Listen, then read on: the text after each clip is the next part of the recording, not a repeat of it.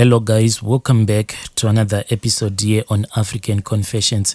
The following message that you're going to be listening to, it comes from this other email that we received. It was sent to us by one of our listeners. This is the continuation of that email.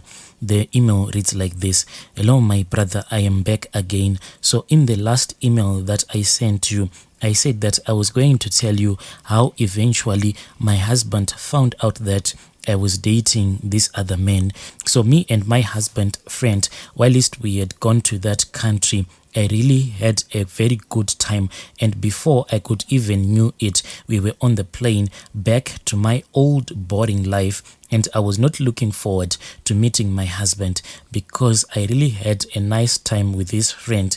And the other thing, my brother, is that when you are a woman who has stayed for a very long time in an abusive marriage where you are starved sexually, the moment you get the chance to enjoy like intercourse with another man, that is when you will even realize that you have other skills that you never thought you possessed. And I really enjoyed my husband's friend. I had lost interest in my life and the spark to be alive again.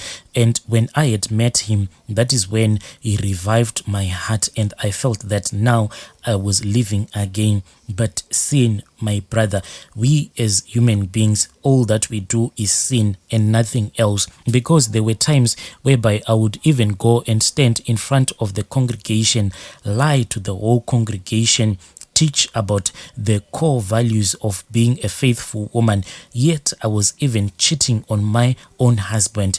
Just imagine that, a pastor's wife cheating with her husband's best friend.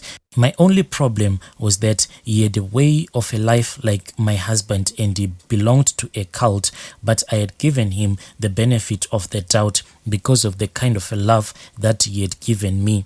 Upon arrival, my husband came home fuming like a madman. He had given me some few money a few weeks before. Remember that I had lied to my husband about my whereabouts, and when I had gone on that vacation with this friend, I had forgotten about everything. Then I had used almost all of the money that was in the account. There was this other account that we just said it was for expenses like taking care of our relatives. So I used all of that money thinking that by the time that I will return back home, then I will steal a little bit of money from the church account and I will transfer it back into that account before even my husband could even find out, because my husband, he really had this system of never checking the bank statement on the church account because he didn't want anyone to know what was really going on. So he said that the church account belonged to God, so no one was supposed to make an audit on that church account,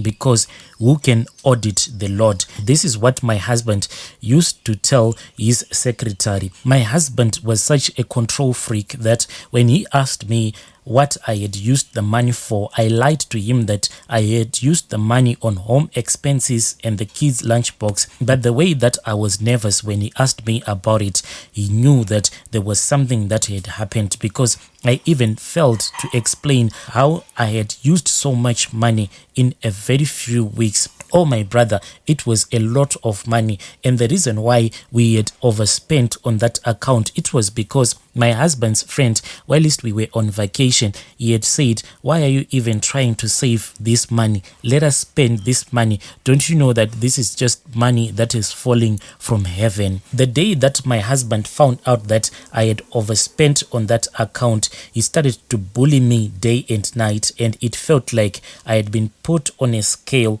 and I had been weighted, and my total weight was now valueless, and I had no value in that relationship. This is the correct words that he told me. He said that you have no value in this relationship.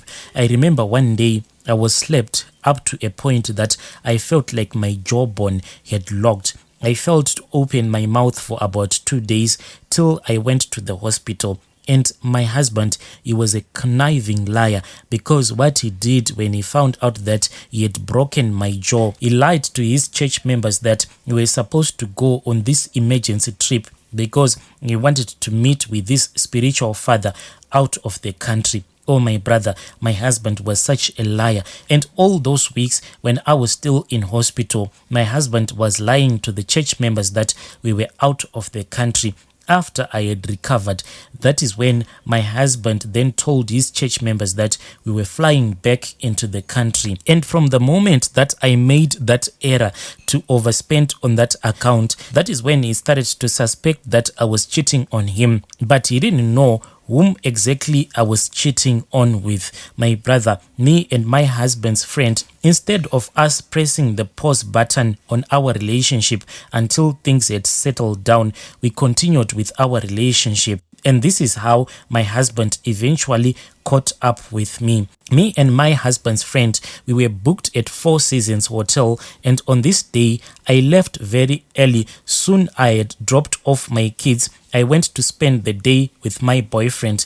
My heart was cold towards my husband, and I don't want to say that what I was doing was okay, but I had no feelings towards him. Whenever he would try to touch me like he used to do, he would find out that I was so dry, like down there, and he would accuse me of not concentrating. So he had to use a lot of lubrication on me. And this is very normal if you are a woman and if you are having intercourse with a man that you know very well that you do not have feelings for him, you just feel dry down there. So my husband kept on suspecting, and like a teenager that was in love, I was no longer using my brain to think properly, but I was using my body to think, because I kept on thinking about having intercourse with my beloved boyfriend.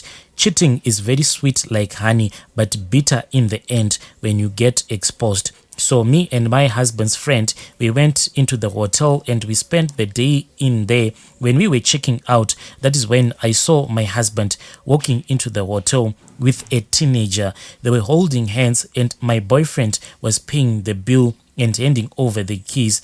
It was clear, and I didn't need any rocket scientist to see that me and this guy, we were in love. What shocked my husband was him seeing me with his own best friend at this hotel, because my husband had never suspected that I would cheat on him with his best friend. He had never thought of me in this way.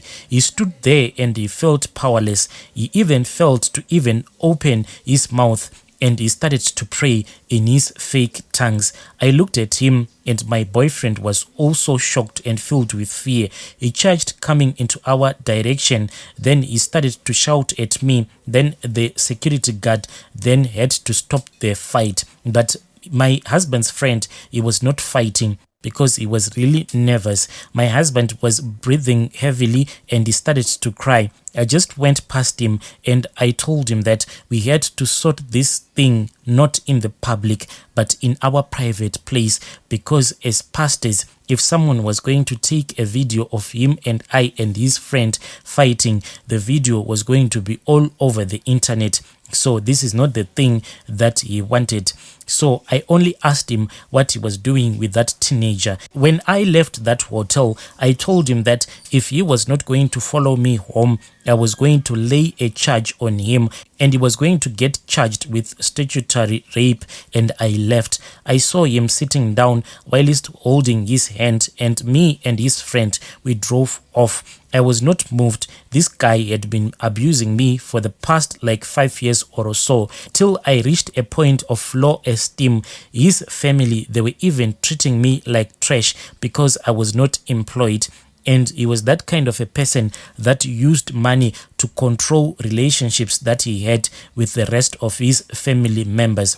I went into my bedroom, then I started crying, my brother, because this is not what I had wanted in life. As I was sitting in my bedroom just crying about my marriage, that is when I heard that my husband had came back and he was shouting at me. But the way that he was shouting at me, he was not like insulting me. He was saying, "Honey, where are you? Honey, where are you?" I walked downstairs. To my surprise, he had his own camera crew with him. So I started to shout at him, asking him why he had brought his camera crew. Then those guys started taking pictures of me as I was busy shouting at my husband. And I had forgotten that my husband was this kind of a man. This is what they do, these people. They make sure that they take some videos or some pictures when you are in that state whereby they can use that videos against you one day. This is what my husband did. As I was busy shouting at him, accusing him, telling him that the reason why I had cheated on him, it was because he had been mistreating me all along. And my husband actually went on his knees and he started to beg for my love. And he said, even though you have cheated on me, like Jesus forgave the world after the world had crucified him, still he forgave the world. I have forgiven you, my wife. I know that according to the Bible right now, I should get divorced to you, but I can't get divorced to you because you are my wife and I am a prophet of God. This is what God has decided upon my life. I am still going to love you even though you have cheated on me. I was really angry because the way that he was saying these things, this is not what had happened. He was the one who had abused me all along. But now he was saying that the reason why he could not perform his husband duties, it was because on many nights when you would be coming back from church, you would find out that I would have gone to bed without bathing. So how was he supposed to have intercourse with me when I would have gone for 2 or more days without bathing? I was really angry at him. So I ran towards him because I wanted him to speak nothing but the truth. Then his bodyguards stopped me. After this, that is when my husband told his camera crew to stop recording. Then he told me to go back to the bedroom. If I was going to walk out of this marriage, then he was going to publish all of those videos. I cried going upstairs. I cried so much, and I knew that from now on, my husband was going to make sure that even if I was going to try to commit suicide, I'll never have that chance. I was now like a prisoner to him.